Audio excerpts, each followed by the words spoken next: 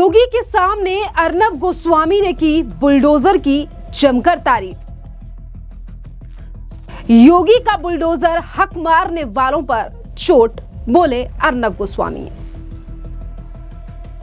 Republic के conclave में CM Yogi Adityanath के सामने अर्नब गोस्वामी यानी कि आर भारत के चीफ एंड एडिटर ने सीएम योगी आदित्यनाथ को लेकर कई बड़ी बातें कही हैं, जहां उन्होंने बताया कि किस तरीके से बदलाव 2017 के बाद सीएम योगी आदित्यनाथ के आने के बाद प्रदेश में हुआ है। तो अब बताते हैं आपको कि क्या कुछ कहा है अर्नब गोस्वामी ने। अर्नब गोस्वामी ने अपने इस कॉन्क्लेव में कहा कि जब 2017 में योगी आदित्यनाथ मुख्यमंत्री बने तो कई लोगों को शक था कि वो उत्तर प्रदेश को संभाल नहीं पाएंगे। आज उन्होंने हर शक करने वालों को जवाब दे दिया है। उत्तर प्रदेश तभी भारत की सबसे तेजी से बढ़ने वाली अर्थव्यवस्थाओं में से एक है। बुलडोजर का मतलब सिर्फ माफिया के खिलाफ कार्रवाई करना नहीं, इसका मकसद दशकों से चले आ रहे भ्रष्टाचार, अराजकता और ऐसे सिस्टम को खत्म करना है जिन्होंने गरीबों की बुनियाद की सुविधाओं से उन्हें वंचित रखा और गरीबों को लूटा। और सीएम योगी आदित्यनाथ का जो बुलडोजर है वो ऐसे ही लोगों पर चोट है। इसी के साथ साथ अर्नब गोस्वामी ने पुराने दिनों को लेकर भी कहा कि जब एक ऐसा समय था जब मीडिया एक हिस्सा एक्सक्लूसिव इंटरव्यू के लिए सिर्फ माफिया डॉन को महामंडित करता था, लेकिन आज उत्तर प्रदेश ने उस नैरेटिव को बदल दिया है। तो देखिए, उत्तर प्रदेश में ही ये कॉन्क्लेव आर भारत का हुआ जिसमें अर्नब गोस्वामी ने तमाम बदलावों को लेकर सीएम योगी आदित्यनाथ की जमकर तारीफ की है कि किस तरीके से बदलाव आज प्रदेश में आ रहे हैं।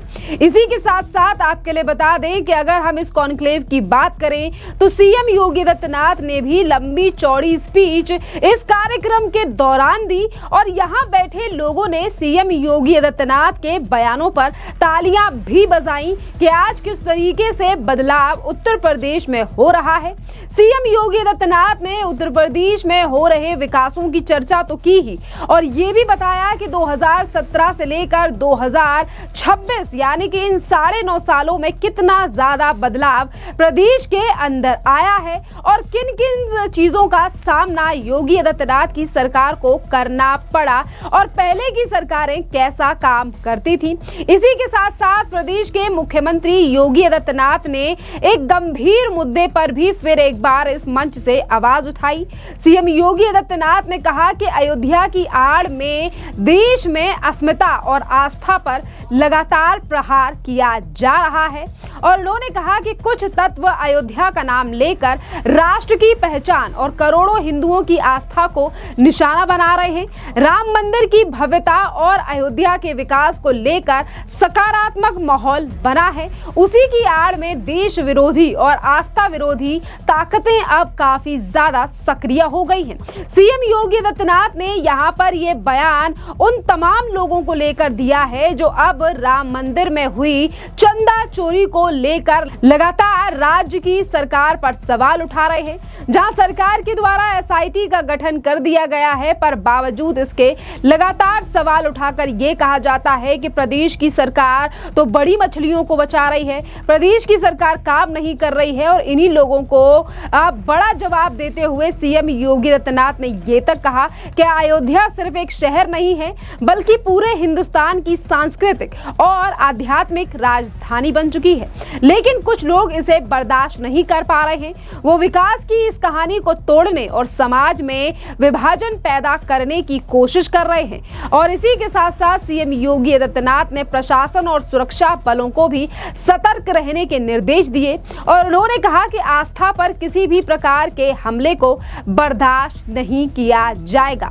अयोध्या के विकास और राम मंदिर के निर्माण के बाद पूरे देश में सकारात्मक ऊर्जा है, लेकिन कुछ तत्व इस ऊर्जा को बिगाड़ने पर तुले हुए हैं।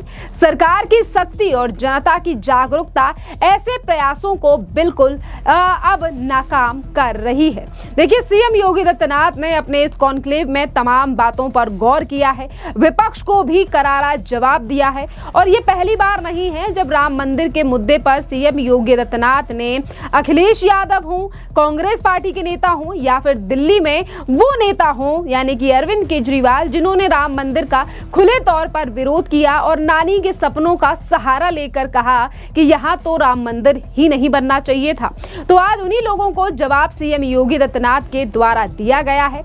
बात यहाँ पर अगर अर्नब गोस्वामी की जाए तो देखिए, अर्नब गोस्वामी का जो चैनल है वो उत्तर प्रदेश से ही चलता है और वो समझ सकते हैं, और वहाँ पे काफी जिस तरीके से मीडिया इंडस्ट्री उत्तर प्रदेश में है और सुरक्षा और तमाम चीजों को लेकर आज जनता भी यही फील करती है कि उत्तर प्रदेश में सीएम योगी आदित्यनाथ की सरकार आने के बाद सुरक्षा और लॉ एंड ऑर्डर पर काफी ज्यादा ध्यान दिया गया है। बात अगर यहाँ पर हम राम मंदिर के मुद्दे की करें तो विपक्ष लगातार राम मंदिर के मुद्दे को इसीलिए उठा रहा है क्योंकि आने वाले कुछ महीनों में प्रदेश में विधानसभा के चुनाव हैं, तो कहीं ना कहीं वोट की राजनीति विपक्ष के द्वारा की जा रही है। यही जवाब जनता के द्वारा दिया जा रहा है। और इसी के साथ साथ हम आपके लिए बता दें कि अयोध्या के जो तमाम साधु संत हैं, आज वो सीएम योगी आदित्यनाथ की सरकार के द्वारा किए गए एसआईटी के गठन पर भी अपना भरोसा जता रहे हैं। इसी के साथ साथ हम आपको सुनाते हैं कि क्या कुछ कह रहे हैं अयोध्या के तमाम गुरु और धर्म गुरु, जरा सुनिए। नहीं, हम शुरू से ही कह रहे थे, पहले ही कह रहे थे, जिस प्रकार से कालनेमी खरियंतकारी षड्यंत्रकारी, जिनको राम से कोई लेना देना नहीं, राम मंदिर से कोई लेना देना नहीं, राम के चंदे से कोई लेना देना नहीं, उनकी आस्था से कोई लेना देना नहीं, राजनीतिक रोटी सेकना है, वो लोग लगातार ये गायब वो गायब, ऐसा हो गया वैसा हो गया, ये चोरी होगी वो चोरी होगी, जो भी कुछ हुआ है। माननीय मुख्यमंत्री जी ने कहा है दूध का दूध पानी का पानी होगा, धीरज बनाए रखें। एसआईटी की गठित हुई है और लगातार उसकी जांच चल रही है और जांच में कोई भी नहीं बचेगा, चाहे वो 1 रुपया का हो चाहे 1 करोड़ का हो। लेकिन जिस प्रकार से कांग्रेस और समाजवादी पार्टी, जिस प्रकार से आप पार्टी, ये लगातार एक समाज में हिंदुओं के वो जहर घोल रहा है। क्यों? वो डर चुके हैं, इसलिए डर चुके हैं क्योंकि हिंदू एक हो चुका है। पूर्व से लेकर पश्चिम तक, उत्तर से लेकर दक्षिण तक सारी जाति पाति को भूलकर सब सनातनी एक हो गए। इससे उनको दर्द हुआ तो कोई मौका नहीं मिला तो क्या करें, तो राम मंदिर चंदा चोरी। इसके नाते हम शुरू से ही कह रहे हैं कि थोड़ी सी विषय को इस प्रकार से 1 महीने तक मीडिया ट्रायल और 1 महीने तक सनातनियों को, संतों को, ब्राह्मणों को, पंडितों को, पुजारियों को गाली दिलवाकर एक ऐसा वो सेट किया कि सनातन के प्रति लोगों का भाव कम। हमारे दूसरा सवाल, ऑल इंडिया मुस्लिम जमाते के राष्ट्रीय अध्यक्ष मौलाना साहबुद्दीन रिजवी बरेलवी कहते हैं अगर उचित जांच की जाए तो राम मंदिर दान चोरी को भुला दिया जाएगा और अरबों खरबों की वक्फ संपत्ति का घोटाला सामने आएगा। वह कहते हैं मैंने मुख्यमंत्री योगी आदित्यनाथ को पत्र लिखकर 19 किया सेंट्रल वक्फ बोर्ड दोनों की जांच कराने के, और उस समय जिसमें समाजवादी पार्टी की सरकार थी उस समय भी आजम खान के समय में काफ़ी घोटाला हुआ है, ये उनका कहना है।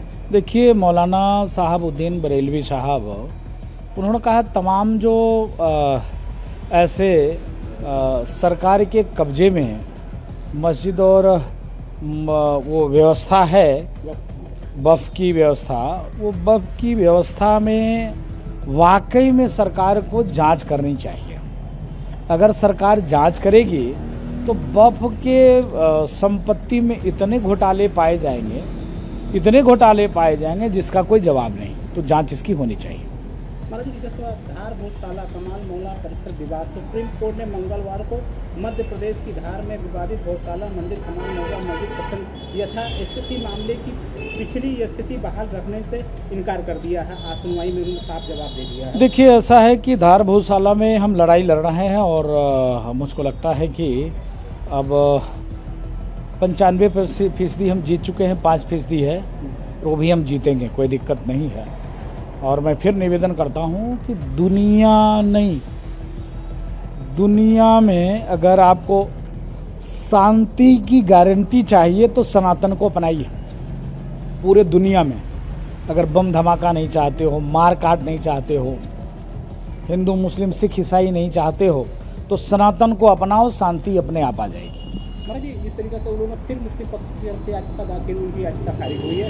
कमाल मौला मस्जिद को बार-बार कमाल मौला मस्जिद हमारा अधिकार है हमको दिया। नहीं देखिए, मैं फिर से मैं कहता हूँ, जितने भी धार्मिक सनातन स्ट्रक्चर रहे हैं हिंदुस्तान में, सारे स्ट्रक्चरों पे आक्रमणकारी खननकारियों को लगा कि कैसे हम आस्था पे कुठाराघात करें और आस्था को कैसे तोड़ें। इसके नाते सभी जगह इस्लामिक स्ट्रक्चर स्थापित किया गया है, तमाम जगह, एक ही जगह नहीं, धार ही नहीं, गौशाला ही नहीं, काशी विश्वनाथ ही नहीं, दिल्ली ही नहीं, अयोध्या ही नहीं, मथुरा ही नहीं, काशी ही नहीं, तमाम ऐसे जगह जहाँ हिंदुओं की आस्था का प्रतीक चिन्ह है, जहाँ जनसंख्या ज़्यादा एकत्रित होती थी, वहाँ पर ये षड्यंत्रकारी चोरों ने अधिकतर मंदिरों को मस्जिद बनाने का प्रयास किया है।